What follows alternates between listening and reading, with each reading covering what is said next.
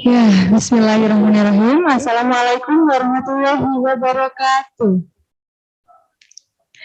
Bagaimana kabarnya anak-anak, ibu, bapak guru?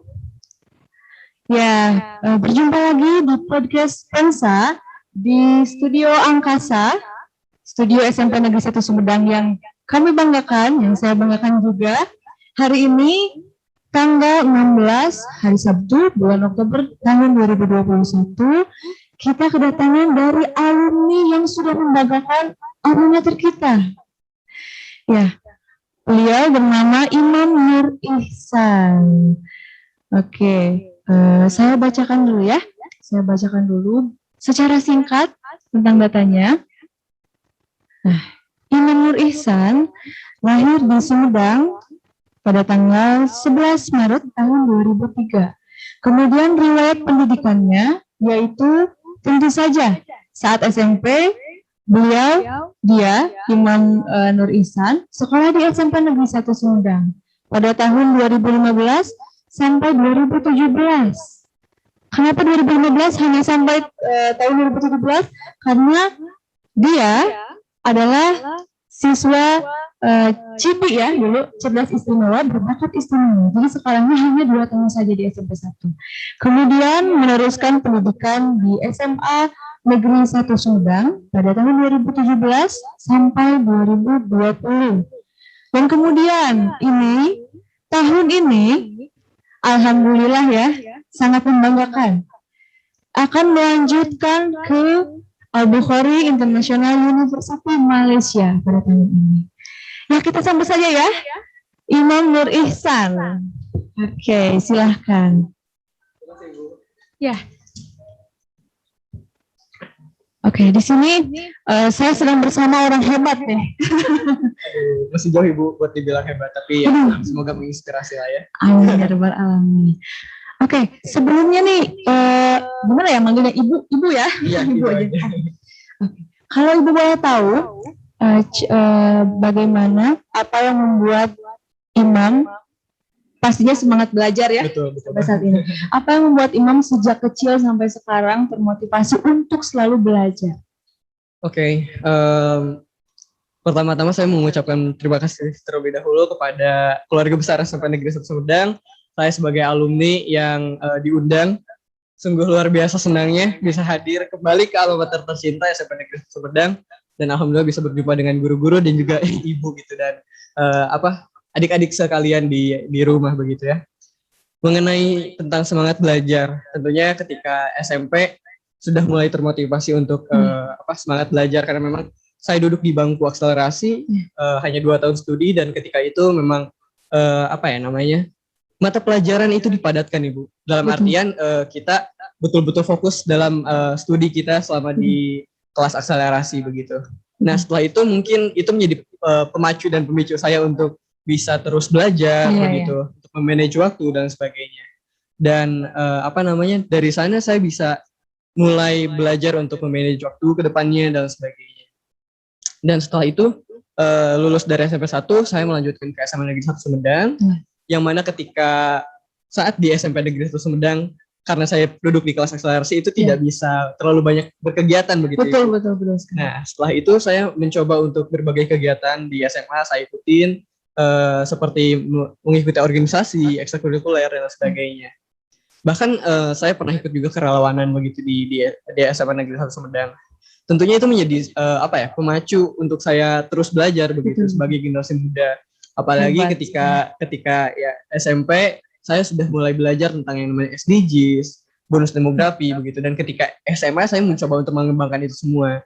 Ditambah lagi beratnya di pundak kita semua generasi penerus bangsa. Betul. Tentang kemajuan Indonesia di masa yang akan datang begitu. Karena kemajuan Indonesia ada di tangan kita tentunya. Nah, sejak dari sana ayolah kita sama-sama untuk belajar begitu. Nah, itu mungkin yang jadi motivasi terbesar. Utamanya itu untuk umum begitu ya, tapi untuk saya sendiri ya lebih ke mengembangkan skill saya, kapasitas dan kapabilitas saya begitu, Bu. Betul. Begitu. Karena belajar itu sepanjang hayat ya. Betul sekali. Betul. Bukan cuma di sekolah aja ya kalau belajar. Betul. Kalau tadi panggilnya Ibu panggil apa? Imam aja. Imam aja. Iya. Oke. Kalau tadi katanya Imam banyak belajar ya, apalagi saat SMP di CI ini, Betul.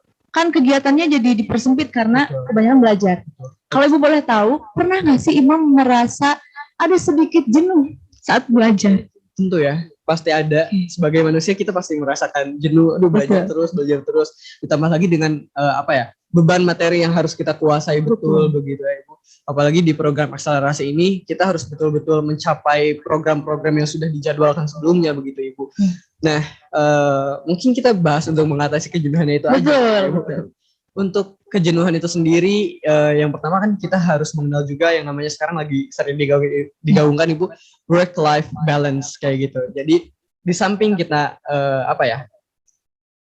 belajar untuk memenuhi segala tuntutan kita sebagai pelajar ataupun pekerja dalam artian orang umum kayak gitu, kita bisa meluangkan sedikit waktu kita untuk mengembangkan apa yang ada di dalam diri kita begitu, ataupun hanya untuk sekedar istirahat dan sebagainya, meluangkan waktu untuk kita bisa merefresh diri kita sendiri dengan apapun itu, misalnya mendengarkan musik atau dan sebagainya. Jadi hal-hal sederhana yang seperti itu yang sekiranya bisa menjadi waktu luang kita untuk mengembangkan diri ataupun memberikan rasa tenang begitu setelah lelah bekerja atau belajar begitu Ibu.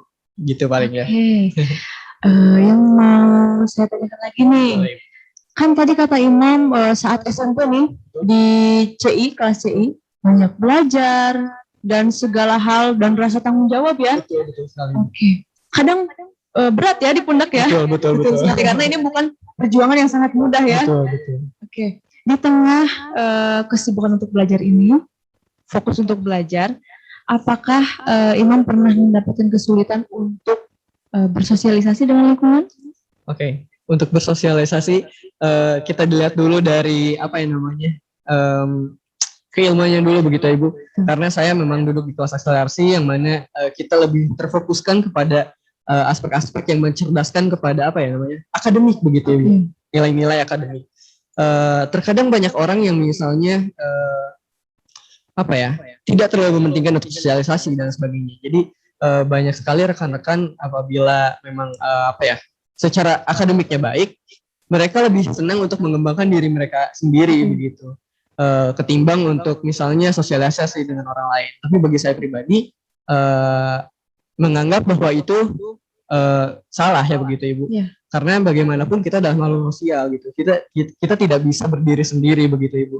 Nah, ketika SMP saya mencoba untuk sosialisasi dengan rekan-rekan sebaya saya yang mana kakak tingkat yang jadi satu angkatan begitu. Iya. Nah, itu tidak mudah bagi saya.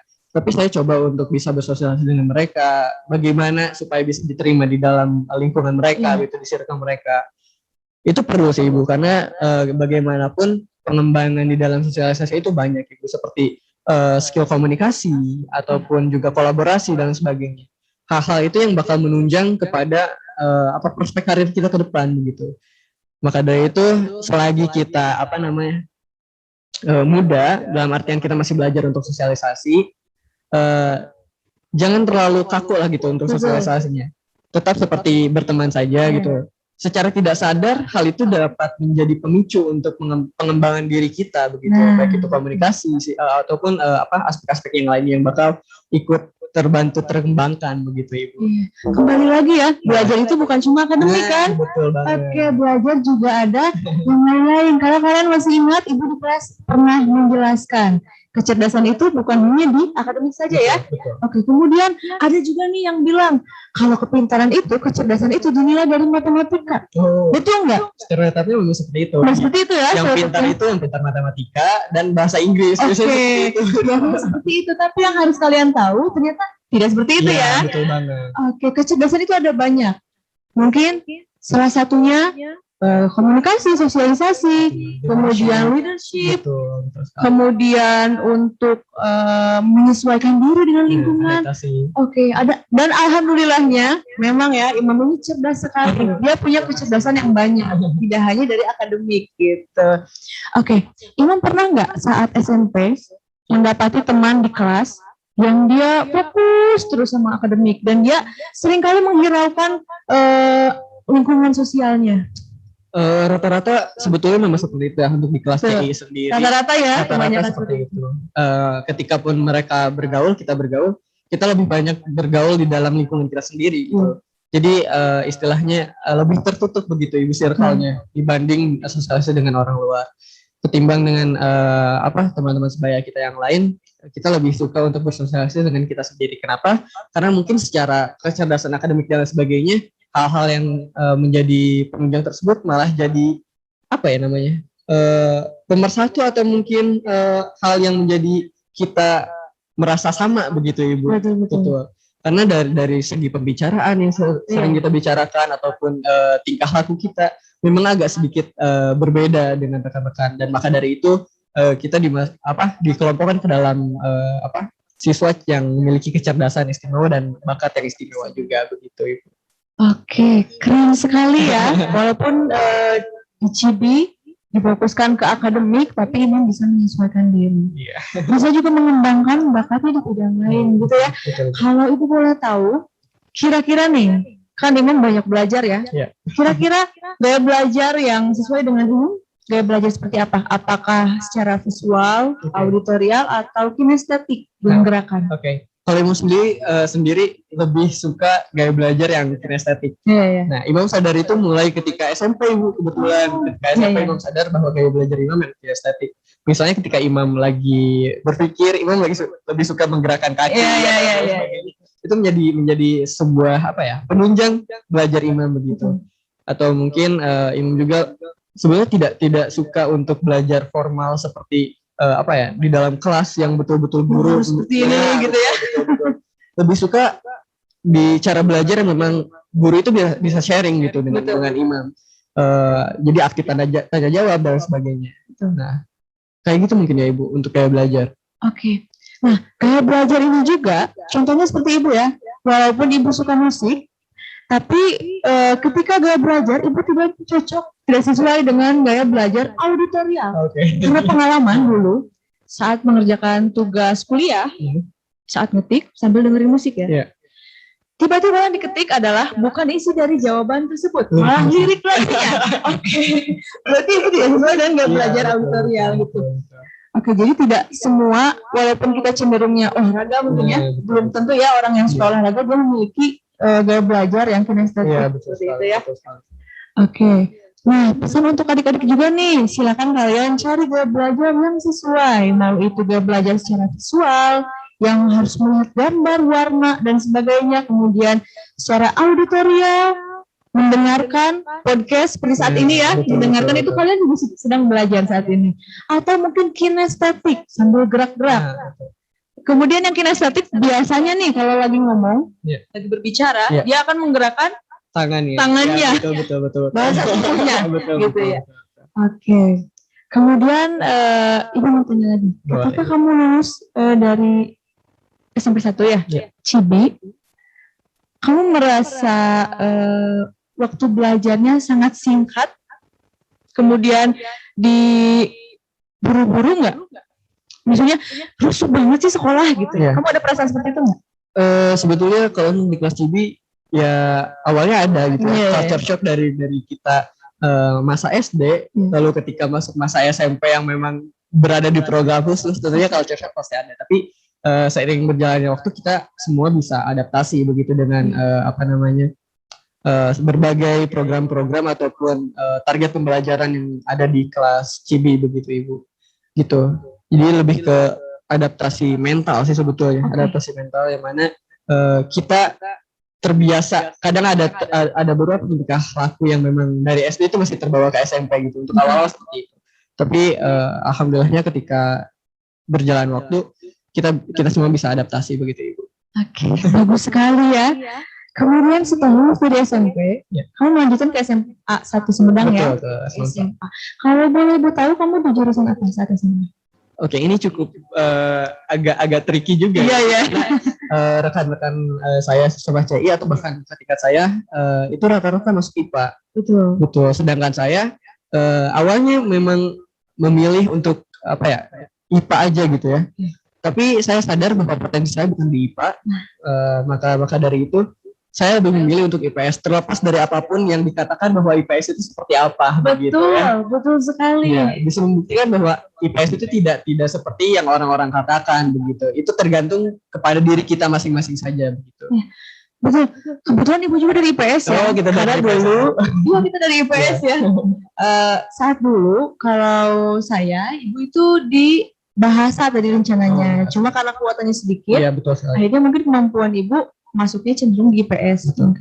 Oke. Nih sambil kita belajar dengan adik-adik yang mau SMA nanti ya. Betul. Oke. Stereotype ini mungkin dari dulu ya. Iya. Kalau anak IPS itu selalu lebih rendah dari anak IPA biasanya ya. Mereka berpikir seperti itu. Iya, betul. Nah, tapi saya tidak setuju dengan itu. Betul sekali, Bu. Karena setiap manusia kita punya kemampuan yang berbeda-beda. Betul. Oke. Yang di IPA mungkin untuk orang yang cenderung punya kemampuan dalam Numerik. numerik ya. Numerik. Oke, kemudian kalau di IPS itu kan pengetahuan ya. Iya, linguistik kita. Oke, Iya. linguistik juga.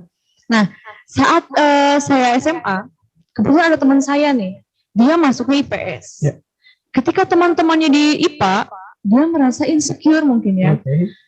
Aduh, saya nggak mau di IPA deh, soalnya saya nggak mau di IPS, soalnya anak IPA itu pinter-pinter katanya. Iya, katanya ya. Kemudian dia itu izinlah ke orang tuanya mau pindah ke IPA. Ya. Oke lah. Setelah diskusi dengan orang tuanya bilang ke gurunya, dan kata gurunya, Bu ini kan sudah sesuai dengan kemampuan masing-masing anak, kok mau seperti itu? Tapi anak saya mau ke IPA, katanya teman-temannya di IPA semua. Oke lah, teman saya ini pindah ke IPA, dan belum setengah perjalanan, ternyata nilai dia down banget. Iya. Nilainya ngeblok banget, Iya. jelek banget. Betul. Kemudian dia merasa keteteran. Dan saat dia mau pindah, saat kelas 2, ternyata tidak bisa pindah ya. Iya, Kita harus betul. meneruskan Betul. pilihan kita. Betul. Gitu. Kalau ke IPS ya silakan IPS. Gitu. Jadi pesannya, ketika nanti nih anak-anakku yang kelas 9, silakan kalian dari sekarang belajar. Kalau kalian kembali lagi ya ke cita-cita ya. Betul. Oke. Cita-cita kalian misalnya kalian mau menjadi dokter, silakan kalian mulai menyukai bidang IPA, walaupun kalian dari sekarang belum menyukai gitu. Karena nanti di SMA kalian tidak bisa seenaknya untuk pindah Betul. dari IPS ke IPA, Betul. misalnya seperti itu. Dan Ibu tegaskan lagi, antara IPA dan IPS tidak ada jurusan yang paling bagus, tidak ada jurusan yang paling buruk. Betul. Setuju ya? Betul, setuju banget. Tidak ada jurusan yang paling bagus, tidak ada jurusan yang paling buruk gitu. Kalau misalnya, nah Ibu salut nih tadi kata Imam. Imam itu dia bisa menyadari kemampuannya di mana. Ketika dia di IPA, tapi dia menyadari kemampuannya di IPS, oke lah. Jadi kan seperti ini ya, tidak tersesat kan? Betul sekali. Sekarang tidak tersesat loh gitu. Jadi pesannya ketika kalian masuk SMA, jangan sampai Betul. kalian tersesat gitu. Misalnya kalau kalian mau ke hukum, usahakanlah kalian masuknya ke IPS misalnya seperti itu ya. Jangan kalian dari IPA. Memang tidak apa-apa, cuma nanti sayang ilmunya Betul gitu kan. sekali. Seperti contoh sekarang Imam, bagus sekali kan? Tidak ada penyesalan kan? Tidak ada sama sekali. Nah, alhamdulillah tidak ada rasa Iya. sesal Iya. kan. Semua pelajaran, Iya. pembelajaran yang dilalui itu sangat menjadi boost kan Betul. untuk prestasi sekarang. Iya, kita lebih enjoy juga selama pembelajaran di SMA. Jadi tidak ada materi-materi yang misalnya ini bukan passion kita gitu. Nah, Kayak betul gitu. sekali. Jadi semua materi itu memang didasarkan oleh kemampuan dan minat kita tentunya. Gitu. Oke. Jangan karena mau terbawa-bawa oleh teman apalagi ya. Betul sekali. Oke. Jangan berbicara dengan gengsi lagi karena di pendidikan itu semua orang cerdas kok ya. Betul. Semua orang punya Betul. kemampuan.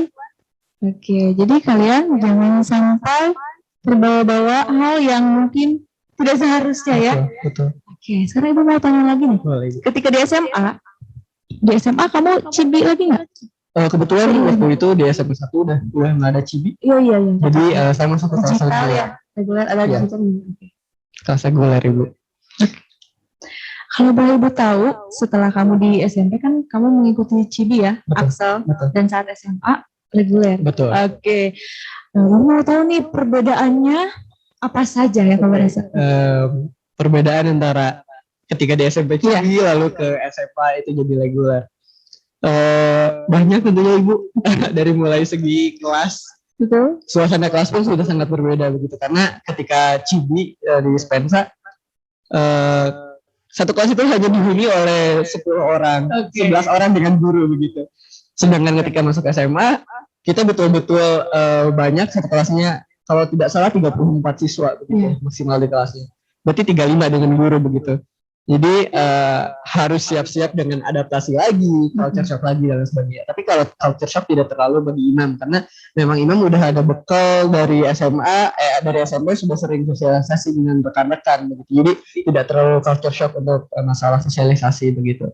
Dan ketika di SMA pun sudah enjoy begitu untuk masalah dengan rekan-rekan.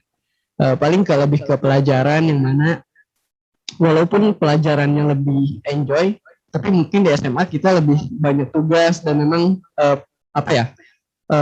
proyeksi kita selama di SMA itu adalah untuk pra kuliah begitu. Apalagi di Semansa kita betul-betul mempersiapkan anak didik, rekan-rekan siswa dan siswi itu untuk mempersiapkan SNMPTN dan sebagainya. Jadi betul-betul sudah fokus dari awal untuk menyiapkan dunia perkuliahan begitu.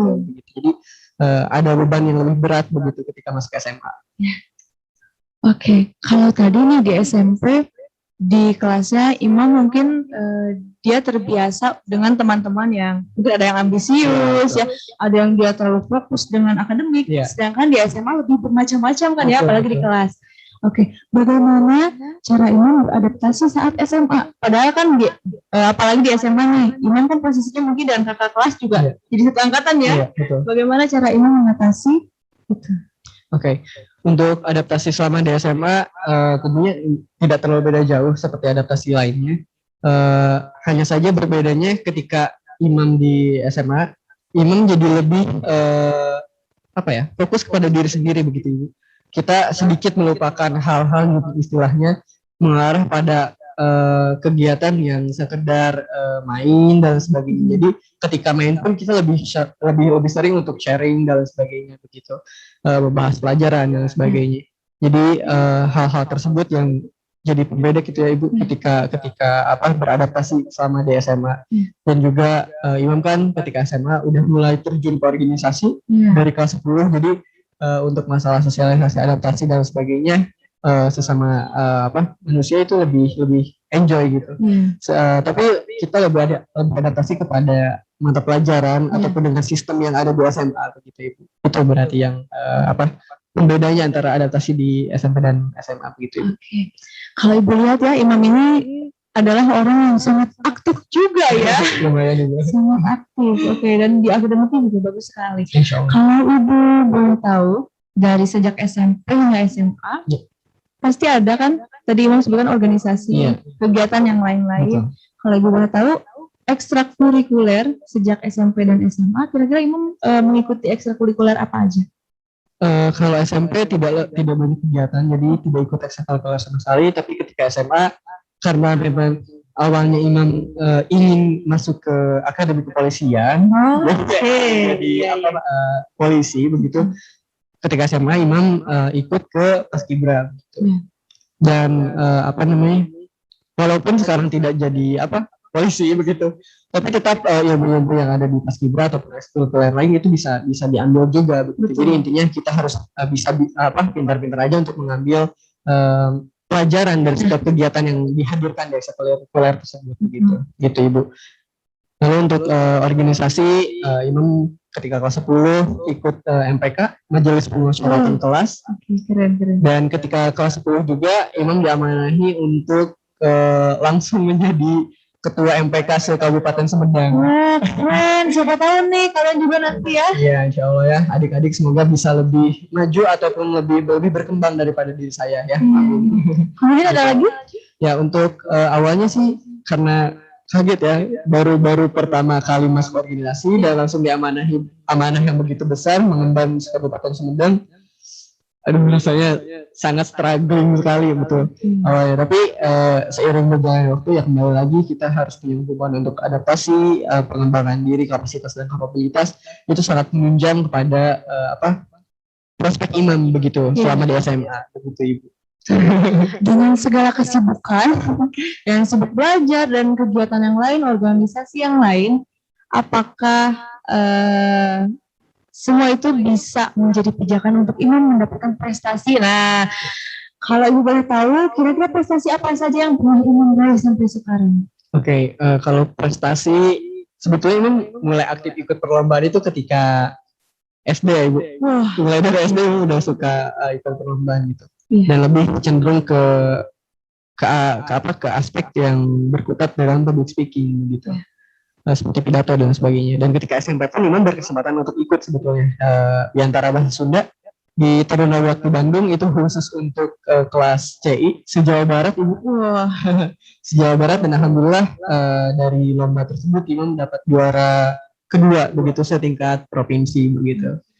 Dan ketika SMA kembali lagi untuk dunia pidato bahasa Sunda dan bahasa Indonesia. Dan ketika SMA Imam aktif untuk jadi MC. Jadi MC ya besar-besaran dalam kegiatan apapun yang sekiranya bisa Imam gapai gitu di sekolah. Dan kalau misalnya perlombaan, sebetulnya perlombaan atau prestasi itu tidak hanya sebatas kita seperti juara satu yang disebutkan nominalnya begitu Ibu. betul. Tapi terkadang ada prestasi-prestasi yang memang tidak disebutkan seperti juara berapa gitu. Kayak misalnya setelah lulus SMA Imam ikut konferensi bersama awalnya sama Paragon. Ya. Paragon itu ada sebuah perusahaan di bidang kosmetik yang memang mereka aware terhadap lingkungan begitu. Dan ketika itu memang bebas caranya jadi SMP, SMA atau bahkan kuliah bisa diikuti. Dan Imam berada di kelas SMA yang memang disatukan dengan orang-orang yang berkuliah gitu Ibu. Dan alhamdulillah Imam mendapat prestasi sebagai best participant di dalam konferensi tersebut. Dan selain itu setelah lulus SMA Imam menjadi perwakilan Indonesia untuk konferensi UNICEF di Amerika Serikat. Kita acaranya online. Keren sekali ya.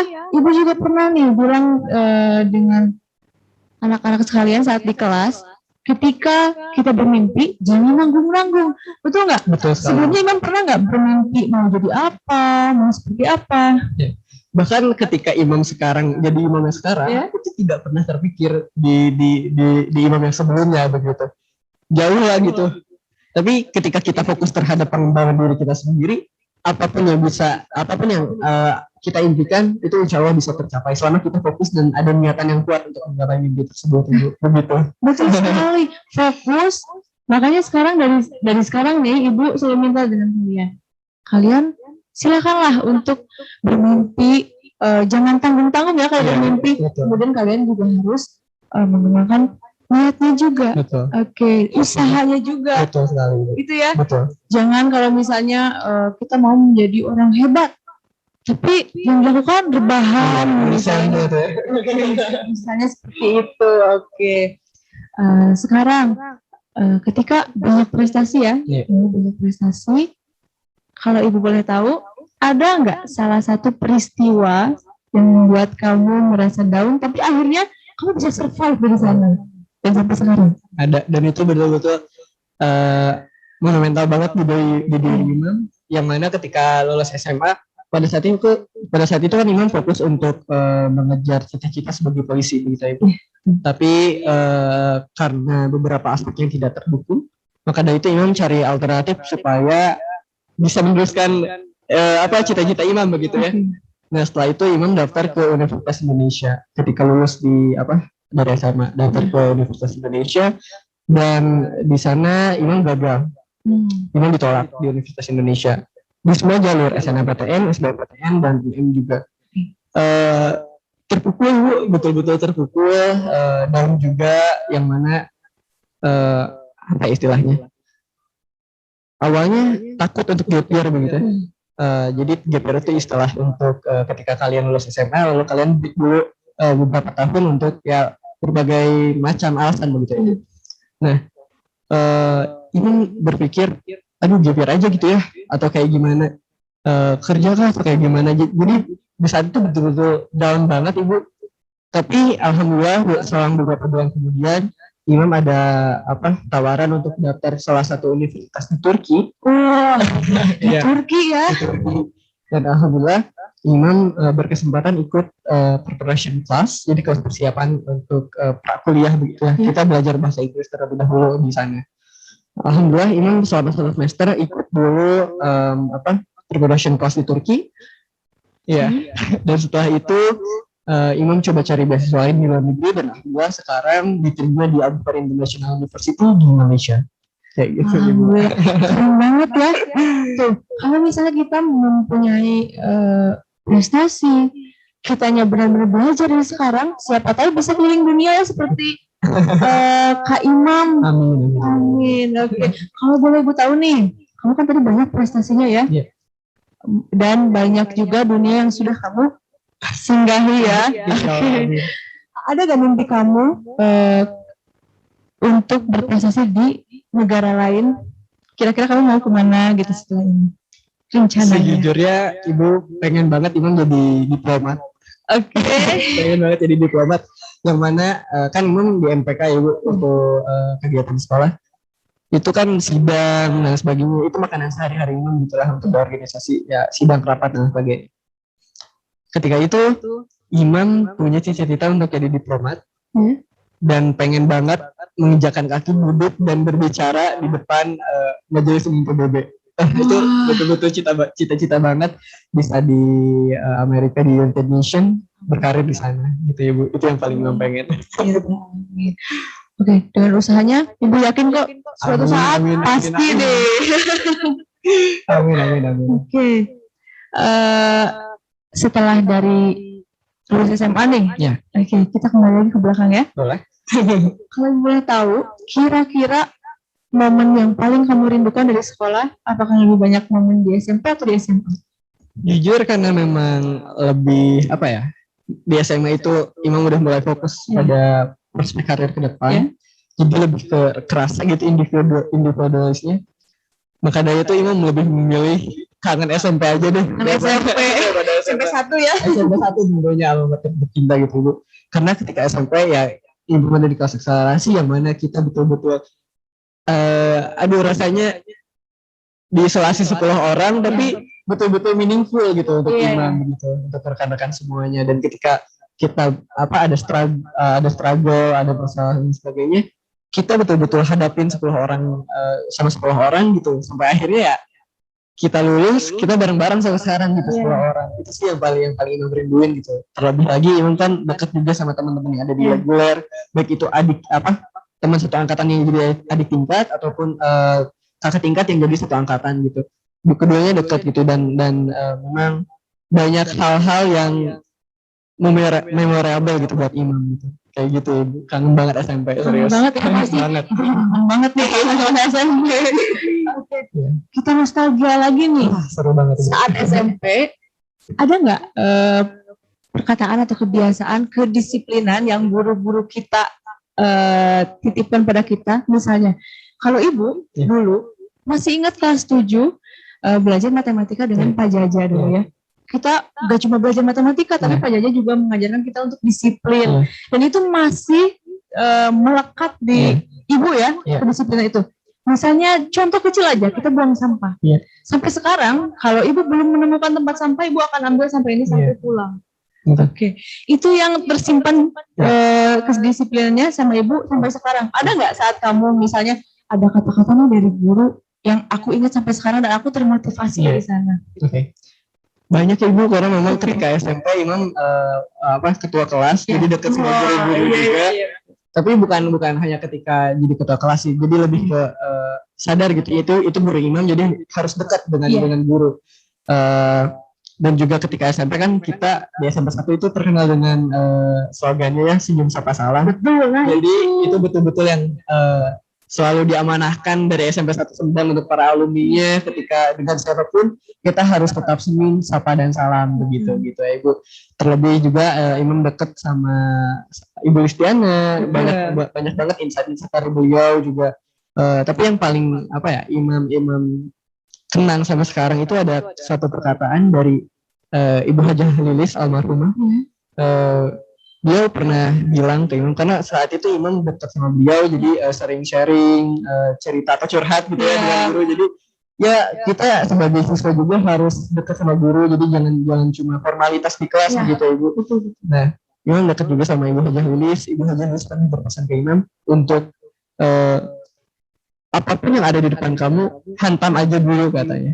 masalah tembok itu akan rubuh atau tidak, itu tergantung pada kekuatan dari diri kamu kayak gitu. Masih banyak cara untuk bisa merobohkan tembok tersebut gitu. Jadi tembok itu diibaratkan sebagai masalah yang ada di depan gitu. Itu betul-betul sangat tertanam gitu di hati imam. Jadi sampai sekarang kalau misalnya ada kendala apapun, ya coba dulu aja untuk bisa diselesaikan gitu. Dan itu betul-betul tertanam banget sih di hati imam gitu sampai sekarang. Tuh, hebat sekali ya imam. Kalian juga misalnya di sekolah, di kelas, atau walaupun pembelajarannya daring, ketika kita mendapatkan kata-kata dari guru kita, coba ingat ya, karena akan terasa ya kita saat kita di masa depan gitu ya. Contohnya seperti imam nih, dia sangat ingat perkataan guru saat itu ya, dan mungkin itu menjadi energi buat kamu ya saat ini untuk menjadi imam yang hebat gitu. Kembali lagi nih di SMP 1, imam juga selalu menerapkan 5S katanya ya selama di sekolah. Senyum, sapa, salam, sopan dan santun. Oke. Bukan karena hanya harus senyum lah, salam lah, bukan hanya itu. Karena itu akan melekat sampai kita sekarang ya, akan menjadi kebiasaan. Dan akan bisa membuat kita mudah bersosialisasi dengan orang gitu ya, tidak kaku, kemudian bisa menjadi pribadi yang lebih baik ya, personalitinya yang baik gitu, kepribadian yang sangat baik. Jadi ketika di sekolah jangan sukar untuk mendekat dengan guru ya. Oke, kita bukan hanya untuk modus kata nilai bukan ya, tapi kita harus belajar untuk bersosialisasi, bukan dengan teman aja. Iya, betul sekali. Termasuk di lingkungan sekolah ya. Betul. Mau itu guru atau staf-staf yang lain, kita harus tetap menggunakan 5S. Nah, itu. Dimanapun. Iya. Kembali lagi nih. Sekarang kamu sudah masuk ke Al-Bukhari International University. Ibu, sebelum mau tahu dulu nih, prestasi kamu kan banyak ya. Kemudian terdaftar di Universitas Indonesia. Oke. Kalau boleh tahu, kamu dapat dari mana sih info-info itu?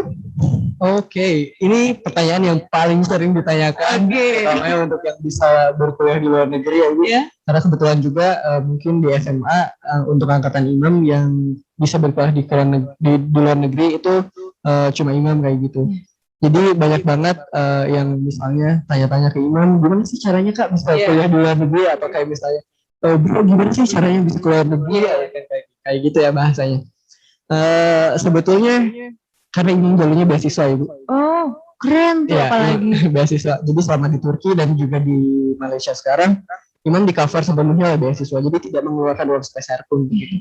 Karena memang dari awal pun niat kuat untuk bisa dapat beasiswa begitu. Dan salah satu modal untuk dapetin beasiswanya, teman-teman itu harus banget mengembangkan portofolio dari teman-teman.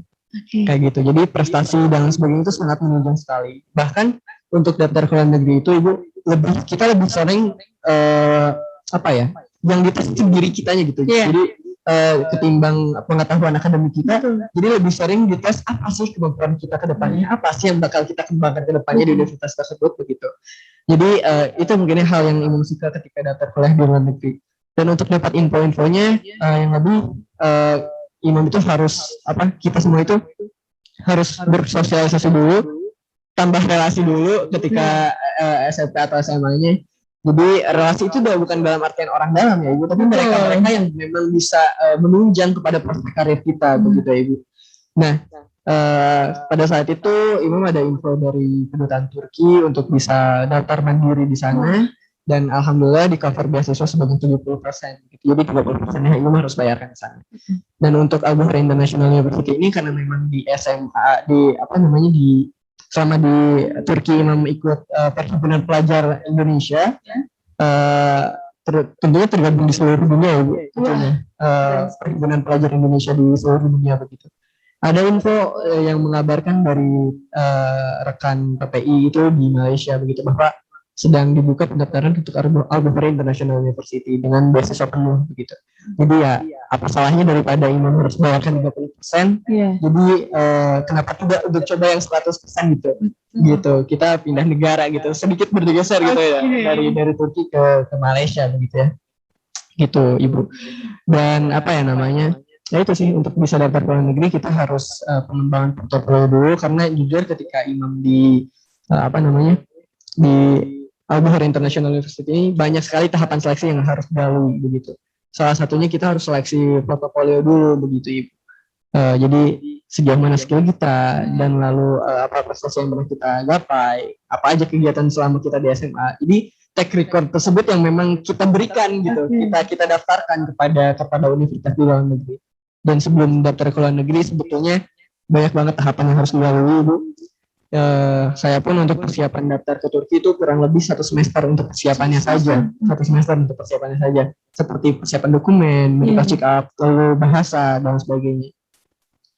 Juga kalau misalnya teman-teman mau bercita-cita bisa ke luar negeri, itu kita harus tahu dulu negara tujuannya kita mau kemana gitu ya. Jadi jangan sampai kita terbawa arus, udah daftar negara ini gitu. Jadi kalau Imam prinsipnya lebih baik kita fokus dalam satu negara yang memang itu bisa ada peluang besar untuk kita diterima begitu. Dan kita harus tahu sistemnya Bu, karena banyak banget rekan-rekan yang mau daftar kuliah di luar negeri, utamanya beasiswa, itu kita lost di sistemnya. Kita lost di sistemnya, jadi itu yang jadi salah satu celah untuk kita mendapatkan kegagalan begitu. Jadi sebelum kita daftar ke luar negeri, kita harus tahu dulu sistemnya kayak gitu, karena setiap negara itu punya regulasi yang berbeda begitu Ibu. Jadi kita harus dalangi dulu regulasi tersebut, yang mana minimalisir kesalahan itu penting banget ketika kita daftar beasiswa luar negeri begitu Ibu. Keren sekali ya, udah bukan lagi mikirin kita mau melanjutkan sekolah di mana lagi, keluar ya. Oke, Ibu mau tanya dulu nih, kira-kira apa yang membuat kamu terpikirkan untuk melanjutkan sekolah keluar dan sangat berambisi untuk sekolah keluar ketimbang di Indonesia? Karena memang awalnya sempat menikmati teman-teman udah post Twibbon gitu di dalam Instagram, saya di universitas ini, sedangkan saya belum dapat universitas. Jadi ada rasa kecemburuan, ada rasa iri, ada rasa malu juga, yang mana semua itu sama Imam dijadikan penyemangat. Itu kewajiban banget. Insecure boleh guys, tapi ketika kita insecure itu harus jadi penyemangat kita untuk bisa menjadi pribadi yang baik gitu ya. Itu. Nah setelah itu Imam ada kenalan di kedutaan untuk daftar. Udah, Imam coba daftar, yang mana semangat banget buat daftar karena bisa kok aku kuliah di luar negeri kayak gitu, nggak impossible kok gitu. Aku kuliah di luar negeri gitu, nggak harus misalnya secara, tapi kan orang yang kuliah di luar negeri itu banyak duit ya. Tapi enggak kok teman-teman, banyak banget beasiswa di luar negeri yang memang ditawarkan untuk calon-calon mahasiswa di Indonesia. Apalagi memang selama Imam kuliah di Turki dan juga Imam kuliah di Malaysia sekarang, itu pelajar Indonesia sangat diakui kecerdasannya dan keaktifannya. Aduh, ini bikin merinding bagi Imam. Betul-betul diakui Ibu mahasiswa Indonesia itu, karena memang mereka aktif dan mereka secara kecerdasan mereka baik, dan memiliki attitude yang juga baik, karena kita orang timur ya harus menjaga attitude kita sebagai orang timur begitu ya. Jadi hal tersebut jadi penyemangat Imam sih untuk bisa kuliah di luar negeri begitu Ibu. Pengalaman baru juga, experience baru, dan banyaklah hal-hal yang memang datang tanpa diduga begitu ketika kita memiliki niat yang kuat untuk bisa kuliah di luar negeri gitu Ibu. Nah, itu bisa dimulai dengan hal kecil ya, kecil bersosialisasi ya. Jangan malu untuk berkenalan dengan orang baru gitu. Karena Ibu lihat juga tadi ya, Imam itu sangat bisa, dia selain bisa menyesuaikan diri, kamu juga benar-benar orangnya mau belajar gitu ya, mau mencari pengalaman baru. Dari yang jatuh, dari up and down, dari insecurities ya. Nah pesan juga untuk kalian semua ketika insecure, Ibu pernah jelaskannya di kelas, kalau kalian ketika merasa insecure, pertama, kita jangan lupa bersyukur dulu ya. Kemudian cobalah jadikan ini sebagai pijakan kalian untuk melampaui batas.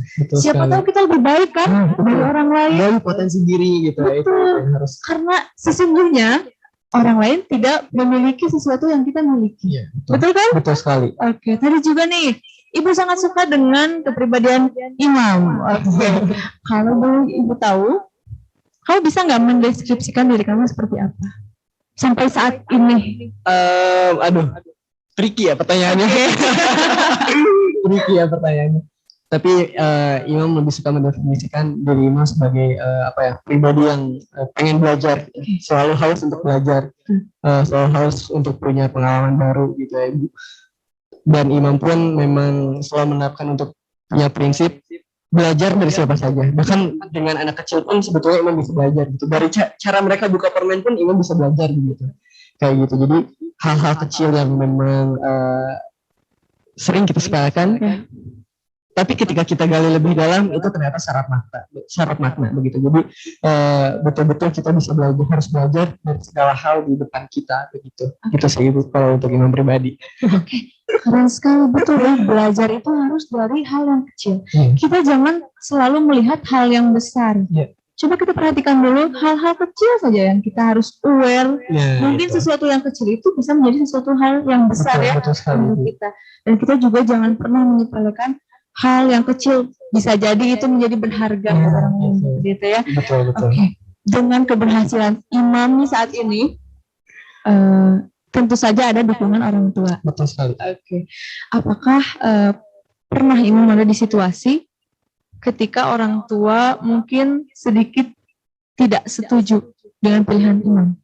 Oke, karena orang tua lebih Imam bukan berasal dari keluarga yang kaya, dalam artian ya cukup lah, kita dibilang cukup. Dan juga orang tua lebih berkeinginan untuk Imam berprospek kepada hal yang tanda kutip pasti gitu. Misalnya jadi polisi atau jadi PNS dan sebagainya. Kan itu ketika lulus dari kedinasan tersebut Imam langsung kerja begitu ya. Sedangkan kita kuliah itu kita harus cari kerja lagi, berproses dan sebagainya. Jadi mereka lebih suka untuk ya udah Mam, cari aja sekarang yang misalnya kau bisa biayai diri kau sendiri gitu, daripada kuliah yang belum tentu dapat beasiswa dan sebagainya gitu. Dan ketika itu Imam coba untuk walaupun sangat susah, tapi Imam coba yakinkan orang tua bahwa Imam bisa kok dapat beasiswa gitu. Imam bisa kok dapat beasiswa, entah beasiswa di Indonesia atau di luar negeri kayak gitu. Dan bahkan orang tua pun ketika Imam gagal UI, mereka udah langsung bilang udah sekarang fokus seleksi aja kayak gitu. Tapi Imam tetap coba untuk bisa berkuliah. Dan ketika Imam memberikan kabar bahwa Imam diterima di beasiswa Turki, mereka sungguh senang luar biasa. Ternyata anak yang selalu di-push untuk bisa ikut ke keinginan ternyata bisa keluar dari zona nyamannya gitu. Itu ya mungkin yang pernah jadi struggling dengan orang tua. Dan yang paling penting ialah ketika kita jadi seorang anak dari orang tua yang memang pasti ada perbedaan pemikiran begitu. Kita harus bisa dulu meyakinkan orang tua bahwa kita bisa gitu, kita bisa, dan kita harus bisa memberikan meyakinkan orang tua, memberikan rasa aman dan tenang kepada orang tua juga. Itu hal-hal yang penting yang setidaknya orang tua apapun jalan yang kita pilih mereka pasti merestui kayak gitu. Betul.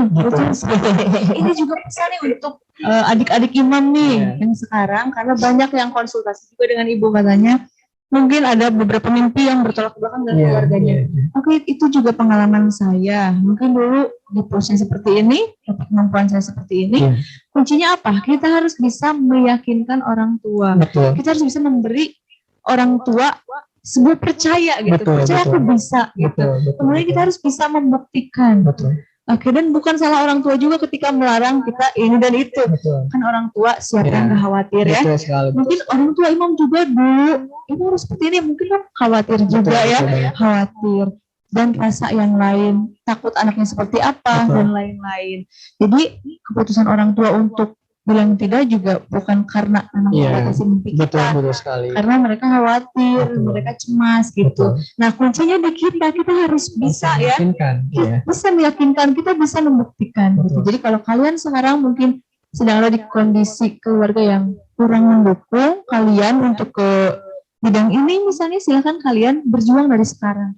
Kalau nggak sekarang kapan lagi ya? Betul sekali. Kan Kak Imam juga apalagi berjuangnya dari SD, belajarnya dari SD, gitu ya. Betul. Oke, kalau boleh Ibu tahu lagi nih, waktu belajar Imam, apakah saat hari libur atau setiap hari Dan jamnya itu biasanya pukul berapa nih efektifnya untuk belajar? Oke. Sebetulnya untuk belajar atau ya masa pembelajaran gitu, jadwal belajar gitu ya, ini lebih tentatif begitu. Tentatif, tidak pernah terukur kapan waktunya, ada jam belajar dan sebagainya. Imam lebih sebetulnya untuk belajar, Imam lebih suka di kelas fokus nyerap materi, yang mana ketika Imam ke rumah, Imam rebahan, Imam istirahat, itu jadi masa inkubasi materi-materi tadi di sekolah begitu. Ketika datang ke rumah, yang mana ketika nanti kita review lagi di rumah, itu sudah betul-betul istilahnya kalau kata sudah mau laptop gitu ya Ibu, kayak gitu, ada di luar kepala gitu ilmunya.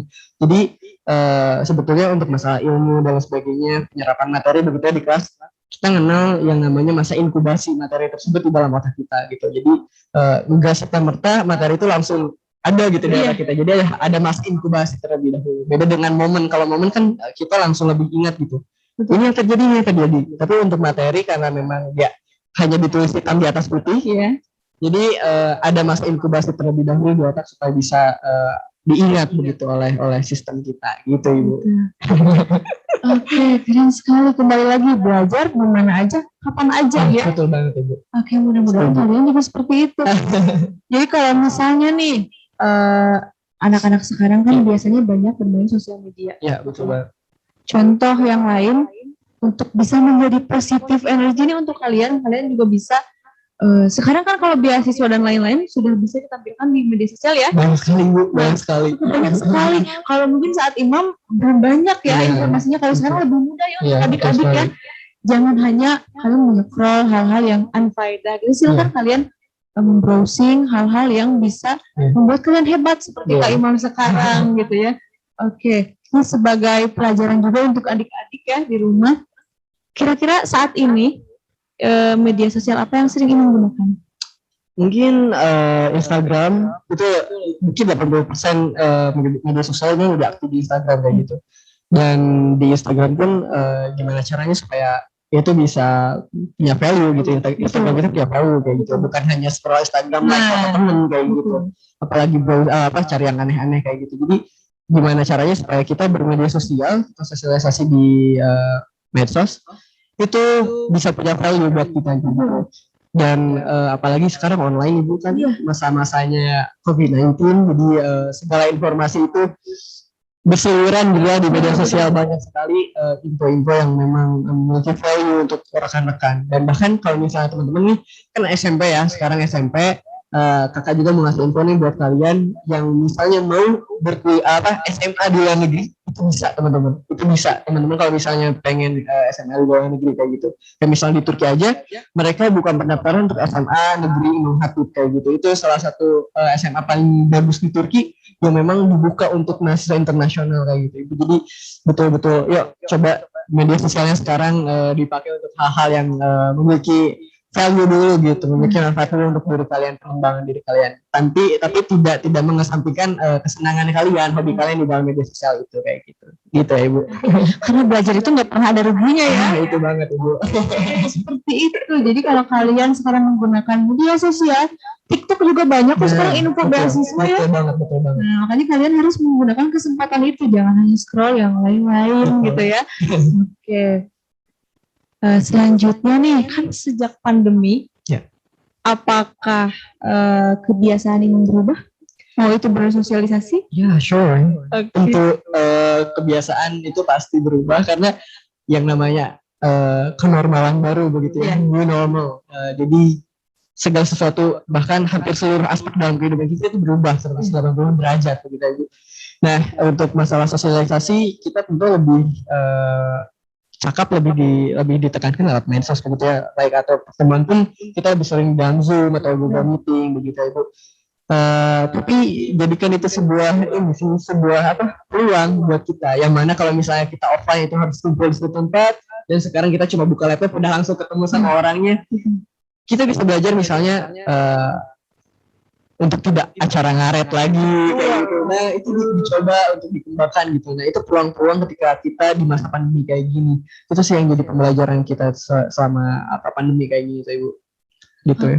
Saya suka nih dari awal sampai akhir perjuangan Imam dengan kepribadiannya kan tadi juga kita jangan selalu melihat dari kemampuan yang lain, tapi Iya. harus di diri sendiri juga harus dilihat ya. Betul banget. Kita kepribadiannya seperti apa Betul banget, gitu kan, kita betul harus banget. memperhatikan hal-hal yang kecil, kedisiplinan, jadi nggak ngaret, gitu kan ya. Kita harus menghargai waktu gitu, dan lain-lain itu adalah energi, asupan energi untuk menjadi orang yang hebat. Betul, setuju. Setuju banget ya. Setuju banget Oke. Ibu.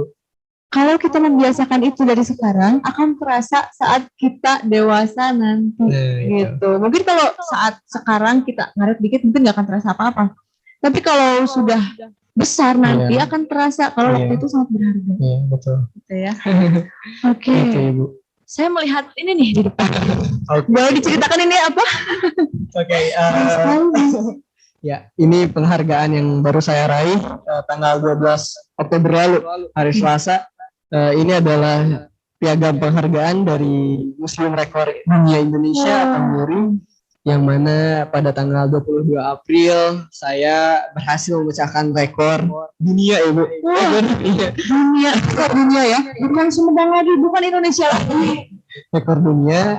Alhamdulillah saya bisa melakukan penelitian sejarah menggunakan bahasa daerah cepat selama 26 jam lebih 10 menit. Oke. Bagaimana bisa kamu mempelajari hal itu? Bagaimana prepare-nya? Oke. Untuk prepare nggak terlalu panjang ya Ibu, karena saya mulai untuk menulis penelitian itu di H-2 hari jadi Kabupaten Sumedang yang ke-443 lalu di tanggal 20 April. Berarti saya mulai itu di tanggal 20 begitu Ibu. Nah, tanggal 19-nya saya coba untuk lobby relasi yang sekiranya bisa mendukung penelitian saya, seperti di Keraton Sumedang Larang, di Balai Agung Semangantu yang dekat Gedung Negara, itu teman-teman sekretariat keraton, juga Kepala Dinas Pariwisata, Kebudayaan, Olahraga dan Pemuda kayak gitu ya. Nah, di Sparupora. Jadi melobi beliau-beliau ini untuk bisa sekiranya mendukung penelitian yang saya lakukan begitu. Dan memang dari awalnya tidak terpikirkan untuk MURI, tapi memang penelitiannya cepat dan baru ada ide itu setelah saya mulai penelitian. Ini kan penelitiannya cepat gitu ya. Selama memang dari awal saya sudah menyiapkan timeline gitu, sudah menyiapkan kerangka dan sebagainya, rundown acara juga persiapan lainnya. Dan memang ketika saya sadari, oh iya ini cepat ya, bisa nggak ya kalau misalnya daftarkan ke MURI gitu. Dan ternyata setelah saya nulis, alhamdulillah welcome banget keluarga besar dari Keraton Sumedang Larang. Jadi terima kasih banyak Pak Luki dan reng-rengan semuanya jajarannya yang sudah betul-betul mendukung sekali penelitian imam di Keraton Sumedang Larang begitu. Apalagi memang penelitian imam ini tentang mahkota Binoka Sesungguhnya pakai gitu ya. Warisan budaya yang memang ada di Sumedang gitu ya. Patut kita lestarikan begitu Ibunya. Nah, setelah itu hari selanjutnya Imam coba untuk bincang ahli yang memang dihadirkan oleh pihak Keraton Sumedang Larang. Ada banyak sekali insight yang Imam dapat gitu, yang memang mungkin insight tersebut nggak bisa diekspos ke orang luar begitu ya Ibu. Jadi sangat bersyukur sekali ketika Imam mendapatkan insight yang memang bisa Imam dapatkan gitu secara pribadi dari sumbernya langsung begitu ya Ibu. Nah, di tanggal 22 April penelitian sudah beres, sudah di cover semuanya, sudah rapi lah, tinggal disahkan. Alhamdulillah disahkan oleh Sri Raja Keraton Sumedang Larang atau rajanya Sumedang Larang, Bapak Luki. Lalu disahkan juga oleh Bapak Bupati Sumedang, Bapak Haji Doni Ahmad Munir, di gedung DPRD Kabupaten Sumedang setelah rapat paripurna begitu. Jadi momentum khusus buat bisa pengesahan kayak gitu. Jadi alhamdulillah sangat didukung sekali oleh pemerintah dan juga pihak dari Keraton Sumedang Larang. Dan alhamdulillah saya daftarkan ke MURI, lalu MURI pun apresiasi, dan harusnya sebetulnya saya bayar sejumlah uang untuk administrasi. Tapi karena memang ini penelitian independen dan betul murni sumbangsi saya kepada kota tercinta Kabupaten Sumedang, MURI pun membebaskan segala tuntutan biaya begitu. Alhamdulillahnya sangat dilancarkan begitu ya Bu. Dan kemarin di tanggal 12 Oktober, alhamdulillah saya diundang ke Jakarta untuk penganugerahan rekor tersebut. Dan juga ketika di Jakarta saya tidak sendiri, tapi ditemani oleh tim Basnas, yang mana Basnas pun salah satu support untuk berkuliah di Malaysia begitu dari lembaga beasiswa Basnas. Dan alhamdulillah selama kegiatan di sana pun betul-betul didukung sekali oleh pihak Basnas Republik Indonesia begitu. Gitu Ibu. Jadi sangat bersyukur sekali bisa mendapatkan penelitian ini dan guru ini, juga relasi yang kian luas yang semoga kedepannya bisa Imam lebih kembangkan begitu ya. Begitu Ibu. Proud of you Imam. Jadi merinding loh. Kalau kalian merasakan ada di sini di bangku Ibu dari sejak awal sampai sekarang dengan ceritanya saya sangat merinding. Saya usianya lebih tua dari Imam tapi pengalamannya Imam lebih banyak. Jadi tidak menutup kemungkinan kalian juga bisa seperti itu ya. Bahkan lebih Imam sendiri begitu ya. Oke, siapa yang ini kan siapa yang tahu kita mungkin jadi seseorang kelak nanti. Betul sekali. Betul sekali. Oke, Ibu mau tahu nih. Boleh. Bukan hanya untuk adik-adik aja ya. Kira-kira kiat-kiat apa saja sih yang melekat di Imam sampai sekarang Imam menjadi kebiasaan dan menjadi bos Imam sampai sekarang? Awalnya sebelum kita membangun sebuah kepercayaan, kita harus punya dulu fondasinya Ibu. Nah, gitu. Fondasinya apa? Ketika kita membangun sebuah kepercayaan di dalam diri kita sendiri, itu prinsip yang kuat atau niat yang kuat, lalu kita bisa mengenal diri kita sendiri. Itu salah satu hal yang penting, sangat vital di dalam pembangunan kepercayaan di dalam diri kita. Prinsip yang kuat atau niat yang kuat itu betul-betul penunjang banget. Yang mana ketika kita jatuh, mereka lah gitu ya. Prinsip-prinsip inilah yang bisa membangun kita untuk yuk bangkit lagi yuk. Betul. Kau nggak kayak gitu kok, kau nggak semudah menyerah itu kok gitu. Jadi kau nggak gampang menyerah gitu. Ada satu prinsip yang memang Imam pegang sampai sekarang, yang mana prinsip tersebut ada kata-kata bijak yang menyebutkan bahwa tidak ada pelaut tangguh di dalam lautan yang tenang. Kayak gitu. Imam selalu menanamkan itu ketika Imam ada beban, ketika Imam ada sesuatu struggle yang memang aduh bisa nggak ya aku lewatin semua ini gitu. Saya prinsip itu bahwa nggak ada kok laut yang tangguh dan lautan yang tenang gitu. Jadi ketika kita di dalam lautan yang tenang, kita akan jadi pelaut yang biasa-biasa aja. Betul. Tapi ketika kita di dalam lautan yang ada badai dan sebagainya, disitulah kita dididik untuk menjadi pelaut yang tangguh gitu. Oke. Gitu ya Ibu. Keren sekali. Jadi ingat nih, Ibu juga sampai sekarang masih ingat perkataan dari Mary Riana. Gimana Tim? Kita itu seperti sebuah patung. Oke. Mungkin kalau jadinya patung kan kita harus dipahat dulu. Iya betul banget. Kita harus dikikis dulu, diukir dulu. Betul banget. Dan mungkin si pahatan itu akan terasa sakit untuk kita ya. Iya betul. Tapi walaupun seperti itu, ketika kita tetap akan menjadi sebuah patung, dilalui oleh up and down yang tadi, insecurities dan lain-lain, tapi kan ujungnya kita akan menjadi sebuah patung dan akan bernilai gitu kan. Betul sekali. Oke, dan akan bernilai.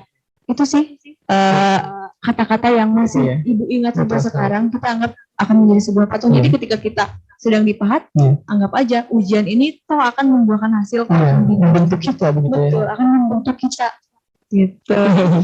Oke, jadi kalian juga kalau dari Ibu sih sana, ketika kalian menggunakan media sosial, silahkan kalian juga mencari tentang motivasi-motivasi.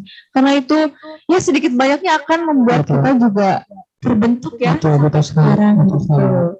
Oke.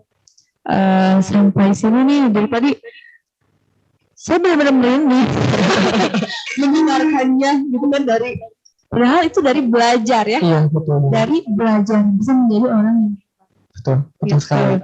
Oke, kalau kamu berkenan, bagaimana pesan untuk adik-adik kamu saat ini di SMP 1 Sumedang? Oke, untuk adik-adik tercinta gitu ya di SMP Negeri 1 Sumedang. Halo, kita semua satu alma mater, teman-teman. Kita lahir di sekolah yang betul-betul hebat, yang betul-betul memperjuangkan untuk siswa-siswinya menjadi orang-orang yang terbentuk tadi begitu ya. Orang-orang yang terbentuk yang mana kita diberikan berbagai macam kegiatan ataupun sarana dan sebagainya itu untuk menunjang kita begitu ya Bu. Penunjang. Dan memang dari dulu pun SMP 1 terkenal sebagai sekolah favorit ya Bu di Kabupaten Sumedang. Makanya sebuah peluang yang amat besar untuk rekan-rekan yang masih bersekolah sekarang di SMP Negeri 1 Sumedang, manfaatkan itu sebaik-baiknya teman-teman. Kita belajar sedini mungkin, dan hal itu bisa menjadi peluang besar atau memperbesar peluang kita begitu untuk bisa mendapatkan kehidupan yang betul-betul kita inginkan gitu di masa depan. Ingat bahwa kehidupan ini bukan kita ini dibentuk oleh kehidupan, tapi kita yang membentuk kehidupan kita sendiri begitu. Kehidupan itu diciptakan teman-teman, masa depan kita itu diciptakan oleh siapa? Oleh kita sendiri. Yang mana penunjangnya itu ialah kegiatan teman-teman sekarang, lingkungan teman-teman sekarang, dan banyak aspek yang sekiranya bisa menunjang kepada prospek karir teman-teman sekarang. Apa yang bisa teman-teman lakukan sekarang, silahkan lakukan, fokus pada diri teman-teman, dan percaya bahwa teman-teman adalah orang-orang pilihan generasi penerus bangsa yang memang berkualitas, yang bisa mengangkat derajat diri teman-teman, keluarga, bangsa, dan juga negara. Begitu ya teman-teman. Gitu paling. Oke, terima kasih. Ini bukan hanya kalian yang belajar ya, Ibu juga banyak belajar nih. Oke, dari tadi banyak, walaupun mungkin waktunya hanya beberapa menit atau bahkan 1 jam mungkin ya, tapi Ibu banyak sekali belajar dari ini. Terima kasih. Ingat ya, belajar itu kapan aja, di mana aja, bersama siapa saja. Iya, betul. Gitu ya. Oke, karena kita sudah di penghujung, Ibu ucapkan terima kasih karena Imam sudah berkenan di podcast Pensa ini. Kapan lagi kita ketemu ya? Kita Imamnya keburu pergi ya ke Malaysia, terbang ke Malaysia. Kalau nanti berkenan setelah lulus, kalau berkenan ya, Imam juga mudah-mudahan masih berkenan untuk membuat podcast di sini. Pasti. Spencer udah kayak rumah saya sendiri, dan misalnya teman-teman nanti saya terbang ke Malaysia, saya tunggu teman-teman di Malaysia juga bisa melanjutkan karir teman-teman sekolah ke luar negeri di Malaysia ya. Nggak harus di Malaysia tentunya. Kita mengejar pendidikan tuh banyak banget negara yang bisa kita lalui. Ayo, semangat teman-teman untuk bisa gapai semua itu. Gitu ya, Ibu. Bukan kita tidak memilih negara sendiri ya, tapi betul. kita memilih untuk membanggakan siapa. Iya, betul. Karena sekarang nih Kak Imam bukan lagi membanggakan SMP 1, malah kabupaten, bahkan Indonesia pun sangat membanggakan Kak Imam. Jadi siapa tahu kalian juga akan menjadi juaranya, gitu ya. Oke, terima kasih Kak Imam. Sampai bertemu lagi nanti ya. Semoga sukses selalu. Amin. Sukses terus. Terima kasih, Ibu. Oke, terima kasih. Terima kasih juga.